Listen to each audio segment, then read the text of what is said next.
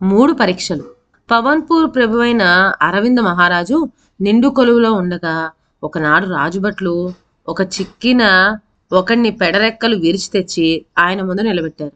ఎవడ్రా వీడు అని గద్దించి అడిగాడు రాజు. జిత్తులు మారి జాలయ్య ప్రభు, ఈనాటికి దొరికాడు అని భటులు జవాబిచ్చారు. ఉరిశిక్ష విధించాము, చింత చెట్టు కొమ్మకు వేలాడతీయండి అని ఆజ్ఞాపించాడు రాజు. ప్రభు కరుణించాలి అన్నాడు దీనంగా జిత్తులు మారి జాలయ్య. తమ రాజులు గనక ఖడ్గబలం వల్ల బ్రతుకుతున్నారు, నేను సామాన్యుని గనక యుక్తి బలం వల్ల జీవిస్తున్నాను. ఏదో విధంగా బ్రతకాలి కదా ప్రభు అంటూ జాలిగా వేడుకున్నాడు జాలయ్య. రాజు జాలయ్యతో, నా కత్తికి ఈ లోకంలో ఎదురంటూ లేదు, మరి నీ యుక్తికి బలానికి కూడా ఎదురులేదా అన్నాడు. లేదు ప్రభు లేదు అన్నాడు జిత్తులమారి జాలయ్య కొంతసేపు ఆగి. ఓహో అలాగా, సరే, నీ బుద్ధి బలాన్ని పరీక్షించేందుకు 3 పరీక్షలు పెట్టబోతున్నాను అన్నాడు రాజు. బుద్ధి బలం కలవాడికి అసాధ్యమైన పని అనేదే లేదు ప్రభు అన్నాడు జాలయ్య ముసిముసి నవ్వులు నవ్వుతూ. రాజు ఆజ్ఞ ప్రకారం జాలయ్యకు కట్లు విప్పేశారు భట్లు. రాజు వాణ్ణి కోట బురుజు మీదకు తీసుకుపోయి దూరాన పొలం దున్నుతున్న ఒక రైతును చూపించాడు. ఆ రైతుకు తెలియకుండా అతడి కాడ ఎడ్లను కాజేయాలి, ఇది మొదటి పరీక్ష అని చెప్పాడు. రాజు వద్ద సెలవు తీసుకొని జిత్తులు మారి జాలయ్య బయలుదేరాడు. పొలం పక్కనే ఉన్న అడవి లోపలికి చడి చప్పుడు లేకుండా జొరబడ్డాడు. అక్కడనే దాక్కుని గొంతెత్తి శ్రావ్యంగా పాడసాగాడు. ఆ పాట చెవిన పడేసరికి పొలం దున్నుకుంటూ ఉన్న రైతు దున్నటం ఆపి, అంత శ్రావ్యమైన పాట ఎక్కడి నుంచి వస్తున్నదా అని నలుమూలలా చూడసాగాడు. ఎవ్వరూ కనపడపోయేసరికి ఎడ్లను వదిలేసి తన్మయత్వంలో అడవిలోకి జొరబడ్డాడు. ఇందుకోసమే ఎదురు చూస్తూ ఉన్న జిత్తులమారి జాలయ్య అడవిలో నుంచి బయటపడి సరాసరి ఆ ఎడ్ల దగ్గరికి వచ్చాడు. మొలలో నుంచి కత్తి తీసి ఆ ఎడ్ల తోకలు కొమ్మలు కోసేశాడు. వాటిని అక్కడే భూమిలో కాస్త కాస్త బయటికి కనపడేటట్లు పాతేసి ఆ మొండి ఎడ్లను అడవిలోకి తరిమేశాడు. ఇంతట్లో రైతు అడవిలో నుంచి యువతలకు వచ్చాడు. ఎంత వెతికినప్పటికీ అడవిలో ఆ పాట పాడే మనిషి కనపడకపోయేసరికి ఎవడో దారి తప్పి గంధర్వుడే ఆ గానం ఆలపించి ఉంటాడనుకొని మనసు సరిపెట్టుకున్నాడు. ఎంతకంటే చేయగలిగేది ఏముంటుంది? సరాసరి తను దున్నుతూ ఉన్న చేన్ దగ్గరికి వచ్చి చూస్తే ఎడ్లు లేవు, కానీ భూమిలో నుంచి కొంచెం కొంచెంగా ఎడ్ల కొమ్ములు తోకలు కనపడుతూ ఉన్నవి. ఇంతలోకి జిత్తులమారి జాలయ్య కూడా అక్కడికే వచ్చాడు. ఏమీ తెలియనట్లు సంగతి ఏమిటా అని రైతును అడిగాడు. రైతు జరిగిందంతా చెప్పాడు.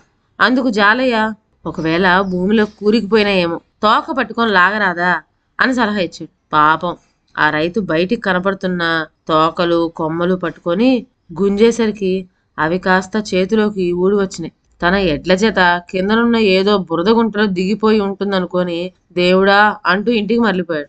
కోట బురుజు మీద నించుని ఇదంతా కనిపెడుతూ ఉన్న అరవిందుడు జాలయ్య బుద్ధిబలాన్ని మెచ్చుకున్నాడు. కాసేపటికల్లా జాలయ్య వచ్చాడు. జాలయ్య, నీ బుద్ధిబలం గొప్పదే. 2వ పరీక్ష విను. ఈ రాత్రికి మా గుర్రపశాలలో పంచకళ్యాణిని ఎవ్వరికీ తెలియకుండా తస్కరించాలి, తెలిసిందా అన్నాడు రాజు. జాలయ్య రాజుకు నమస్కరించి వెళ్ళిపోయాడు. రాజు వెంటనే గుర్రపశాలలో కాపలా వాళ్ళను పిలిచి ఈ రాత్రికి చాలా జాగ్రత్తగా ఉండాలి అని హెచ్చరిక చేశాడు. జాలయ్య సరాసరి రాజభవనానికి వెళ్ళి సేననాయకుడి దుస్తులు దొంగలించాడు.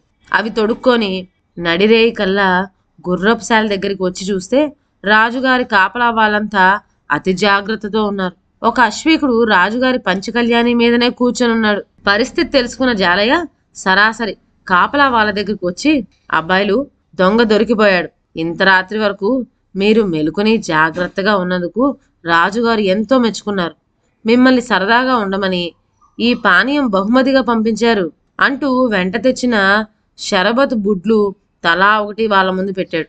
జాగారం తప్పిందే చాలు అనుకున్న భటులంతా ఆ షరబత్ బుడ్లను అందిన వెంటనే నోటికి తగిలించారు. అందులో ముందుగానే మత్తుమందు కలిపి తెచ్చిన జిత్తులమారి జాలయ్య వాళ్ళు తాగి కింద పడిపోగానే రాజుగారి గుర్రాన్నెక్కి బయటకు ఉడాయించాడు. కాసేపు అయిన తర్వాత రాజుగారు అశ్వశాలకు వచ్చి చూస్తే పడి ఉన్న కాపలా వాళ్ళు కనిపించారు.